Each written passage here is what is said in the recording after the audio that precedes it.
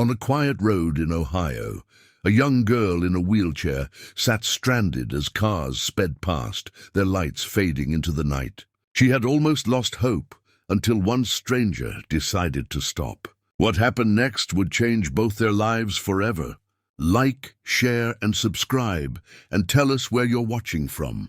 Now let's get started. The evening air in Ohio carried a soft chill as the last shades of daylight faded behind the trees. Streetlights flickered on, one by one, painting the quiet road in pale gold. Emily sat in her wheelchair near the edge of the road, her backpack resting against her knees. She pressed the button to move forward again, but the motor gave only a weak buzz. The battery light blinked red. She tried again and then again, but nothing. The chair had died completely. Panic began to creep into her chest as cars sped past, not one of them slowing down. She pulled out her phone, hoping to call her mother, but the screen was dark. Her phone battery had died hours ago. Emily sighed, rubbing her hands together for warmth. The air was growing colder, and she could see her breath with every exhale. The library had been open late for midterm week, and she'd stayed longer than planned. Now, on this empty stretch of road between the college and her neighborhood, she was alone. Her fingers tightened around her backpack straps as the reality set in. She was stranded. Each passing car brought a flicker of hope and then disappointment as it continued on without slowing. Headlights flashed across her face, briefly illuminating her worried eyes before fading away again into the night. The sound of tires on asphalt became a cruel rhythm of rejection. Emily's thoughts began to spiral. What if no one stopped? What if she had to stay out here all night? The fear felt heavier than the cold wind pressing against her skin. She blinked back tears and whispered softly, "Please, someone stop." Minutes stretched into what felt like hours. The road was mostly quiet now, just the distant hum of engines fading into the dark horizon. Emily tried to move her wheelchair manually, gripping the wheels and forcing them forward a few inches at a time. The strain was exhausting, and she quickly realized she wouldn't make it far that way. Her arms ached and her heart sank. "This can't be happening," she murmured. "Not tonight." A single tear rolled down her cheek, catching the faint light of a street lamp. In the distance, she saw headlights approaching again. Another car. She straightened slightly, waving her arm as it neared. But just like the others, it zoomed past. The gust of wind that followed whipped through her hair. Emily felt invisible, like the world had forgotten her. For a moment, she wanted to scream, but the sound caught in her throat. She was tired, cold, and afraid. It wasn't just the wheelchair that felt broken. It was the silence around her. Then, out of nowhere, the soft rumble of a pickup truck broke through the quiet. The sound grew louder, and this time it slowed down. Emily's heart skipped. She turned her head toward the noise and saw brake lights glow red. The truck pulled over to the side of the road, not too far from her. She froze, unsure whether to feel relief or caution. The driver's door opened with a creak, and a young man stepped out, brushing his hands on his jeans as he approached. He was wearing a dark work shirt. The sleeves rolled up, and his clothes carried faint smudges of oil and grease, the kind of stains that told a story of hard work. His boots crunched against the gravel as he walked closer. Under the dim streetlight, Emily could see his face, tired but kind, with curious eyes that seemed genuinely concerned. "Hey," he called gently, keeping his distance so he wouldn't scare her. "Everything okay?" Emily hesitated, then shook her head slowly. "My wheelchair died. And my phone too." The young man nodded, his expression softening. "That's rough," he said, glancing at the motionless chair. "I'm Jake, by the way. I'm a mechanic. Mind if I take a look?" Emily blinked in surprise. "A mechanic?" she echoed, almost laughing from disbelief. Jake smiled faintly. "Yeah, I guess I'm in the right place at the right time, huh?" He knelt beside the wheelchair, inspecting the control panel and motor with quick, practiced eyes. "Looks like your battery's completely drained," he said. "But don't worry, I think I can help." Emily watched as he walked back to his truck. He opened the hood and grabbed a set of jumper cables. The sight of sparks reflected briefly in the dark night as he tested them. "You're not seriously going to jumpstart my chair, are you?" she asked, half amused and half nervous. Jake grinned. "Why not? Power's power." Let's see if it works. He crouched again, carefully connecting the cables from his truck's battery to the wheelchair's terminals. Emily leaned back, watching him work, her anxiety slowly mixing with curiosity. For a few moments, nothing happened. Then the motor of the chair gave a faint hum. Emily gasped. The control lights blinked to life one by one. Jake adjusted the cable connection, and the wheelchair vibrated gently beneath her. "Try it now," he said. Emily hesitated, then pressed the joystick. The chair moved forward an inch. She let out a breath she didn't realize she was holding. "It's working," she whispered. "It's really working." Jake smiled, wiping his hands on his shirt. "Told you! Sometimes all you need is a little spark." Emily couldn't stop smiling now. The fear and loneliness that had gripped her heart moments ago were replaced by warmth, by gratitude. "I thought no one would stop," she said quietly. Jake glanced at her, his voice calm. "Most people don't mean to ignore others," he said. "They just think someone else will help. But tonight I guess that someone's me." For a moment, their eyes met, and the silence between them felt peaceful instead of empty. Jake checked the battery again and made sure the connection was steady. "You'll be fine now," he said.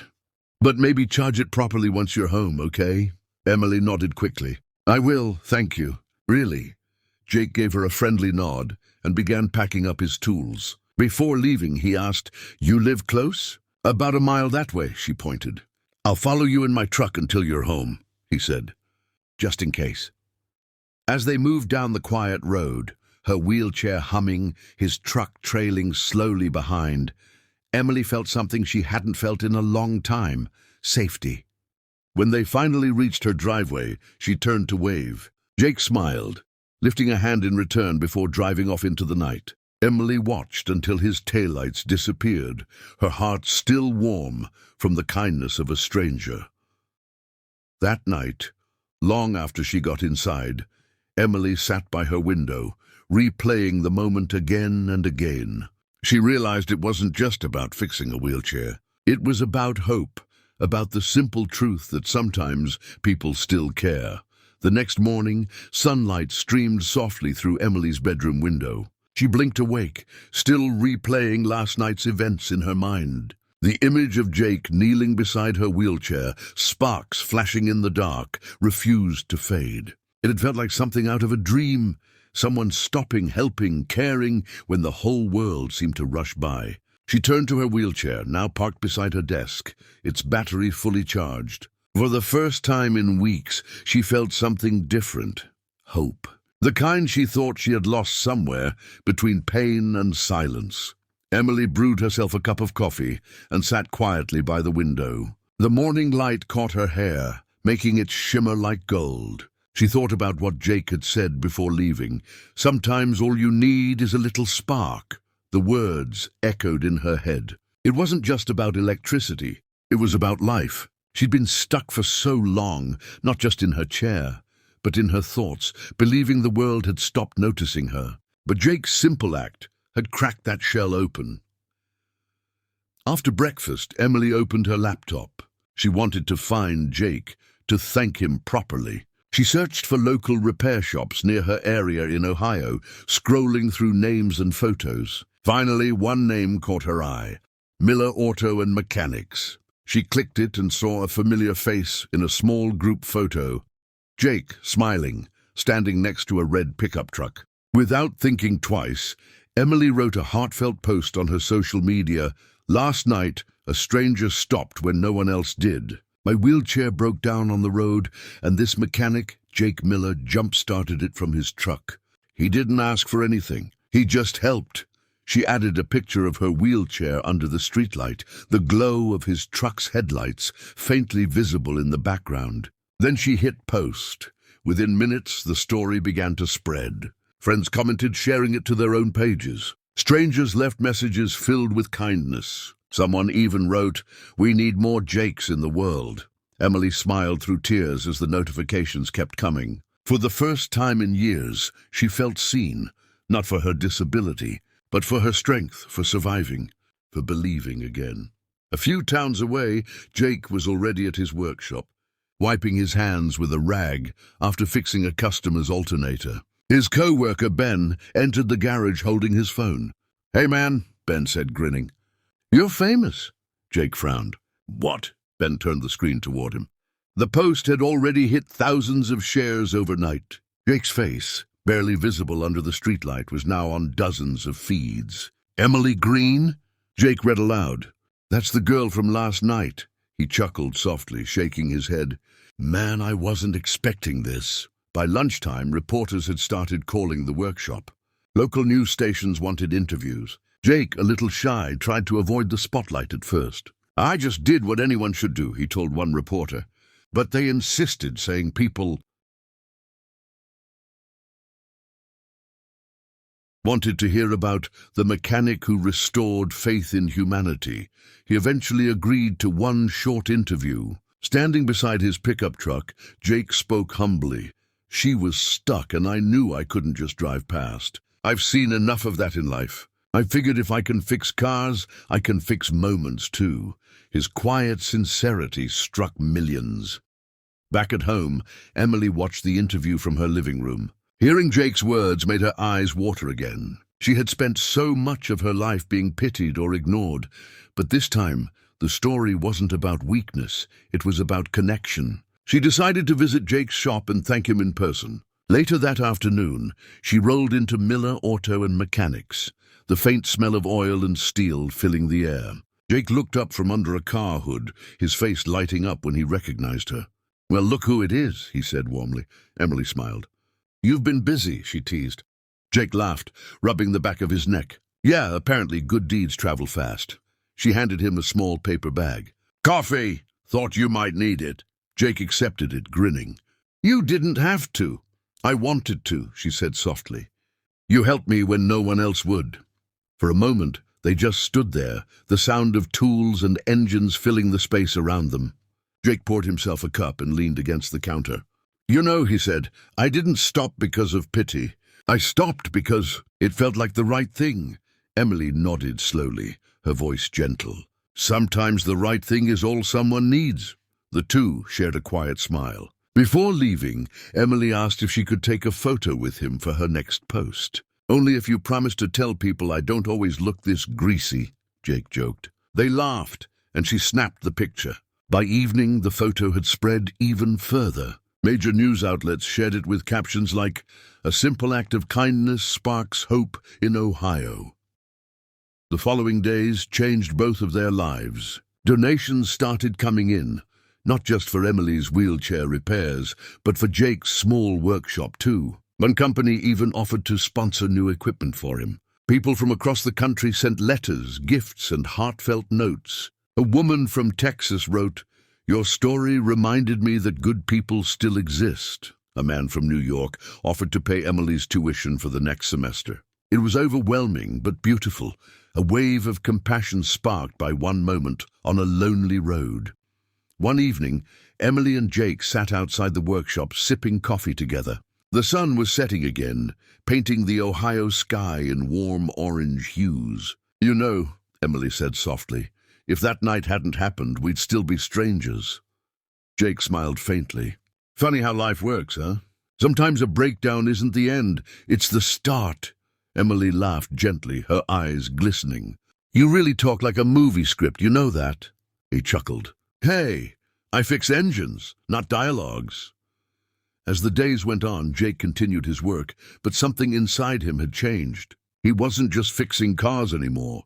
He was fixing faith in others and in himself. Emily, too, began volunteering at a local rehabilitation center, sharing her story to inspire others facing similar struggles. Every time she told it, she mentioned Jake, not as a hero, but as a reminder that kindness doesn't require recognition. "He didn't save me," she would say. "He reminded me I was worth saving." Weeks later, the story reached national television. Jake was invited to appear on a popular talk show, but he hesitated until Emily convinced him. "People need to see that real kindness still exists," she told him. "You can inspire them." On stage, Jake looked into the camera and said, "You don't have to be rich or famous to make a difference. Sometimes all it takes is stopping when everyone else keeps driving." The audience gave him a standing ovation. Emily smiled from the front row, proud and teary-eyed. That night after the show aired, messages poured in again. People promised to help strangers, volunteer, and spread kindness in their own communities. The movement grew. The mechanic who stopped began trending across social media. Jake never asked for fame, but he found something greater, purpose. Emily found something too, a friend, and a renewed belief that the world still had good in it. The weeks after the talk show changed everything for both Emily and Jake. What started as a random act of kindness on a lonely road had become a movement across the country. People began sharing their own stories under the hashtag The Mechanic Who Stopped, posting about moments when strangers helped them in unexpected ways. Schools used Emily's story in assemblies to teach compassion. News anchors called it the Ohio Kindness Chain. Jake never imagined that one night's decision would ripple out so far. He still worked at his small shop, but now his days were filled with gratitude instead of grease. Emily's life transformed too. With the donations that poured in, she upgraded her wheelchair and began volunteering full-time at a rehabilitation center in downtown Columbus. Every week, she met new people, teenagers who had given up on themselves, parents struggling to keep hope alive, veterans learning to walk again. Emily told them her story not as a fairy tale, but as proof that kindness could rewrite even the darkest chapters. It's not about being rescued, she'd tell them softly. It's about being reminded that you matter. One afternoon, a little girl named Chloe rolled up to Emily during one of her sessions. Chloe, just 10 years old, had been in a car accident months earlier and had stopped speaking altogether. But after hearing Emily's story, she whispered, "Maybe someone will stop for me too someday."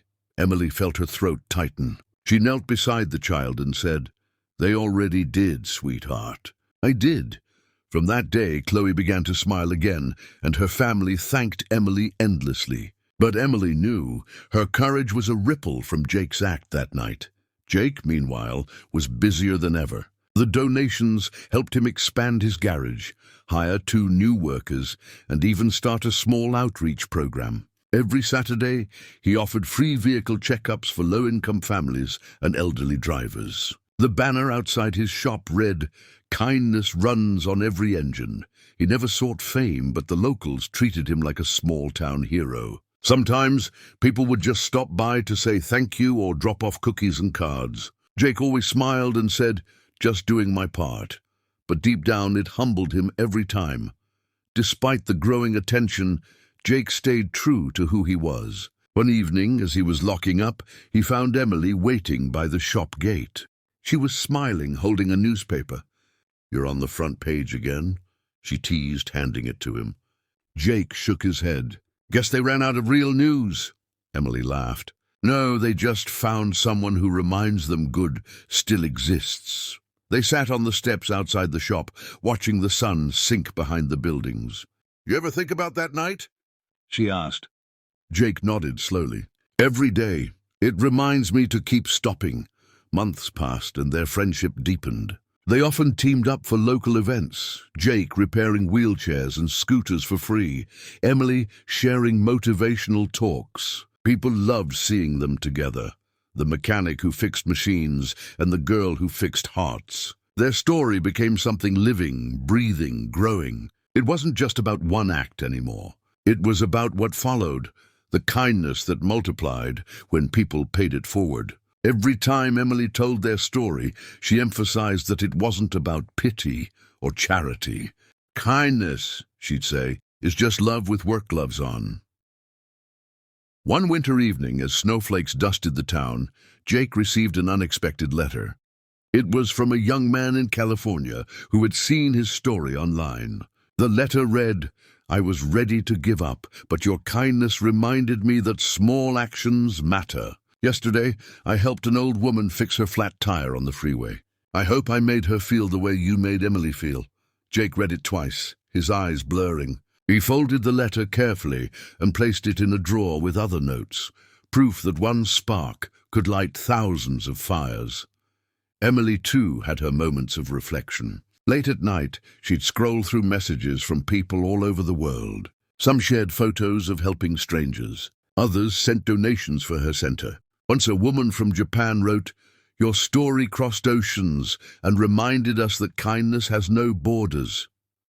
Emily cried that night, realizing how far a single act could travel. She thought about the girl she'd been on that cold road, alone, afraid, hopeless, and how that girl's story had become someone else's reason to believe. One day, a major university invited Emily and Jake to speak together at their annual leadership conference. Standing on stage, under bright lights, they looked out at the crowd of students and teachers. Emily spoke first, her voice calm but powerful. "Sometimes," she said, "life tests our faith in humanity. That night I thought no one would stop, but someone did, and that changed everything."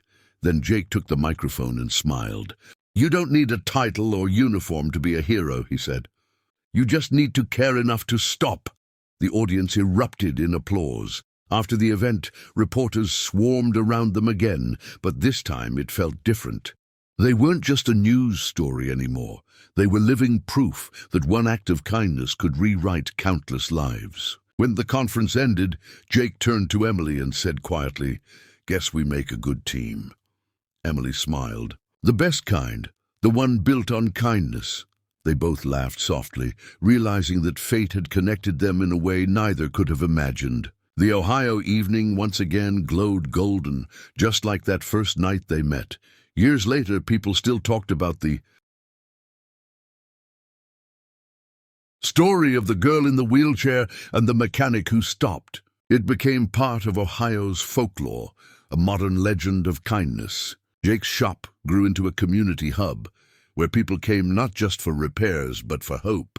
Emily's foundation expanded, supporting thousands of disabled individuals with resources, technology, and care. Every December, they hosted an event called the Night of Sparks, where people shared their own acts of kindness inspired by that one roadside miracle.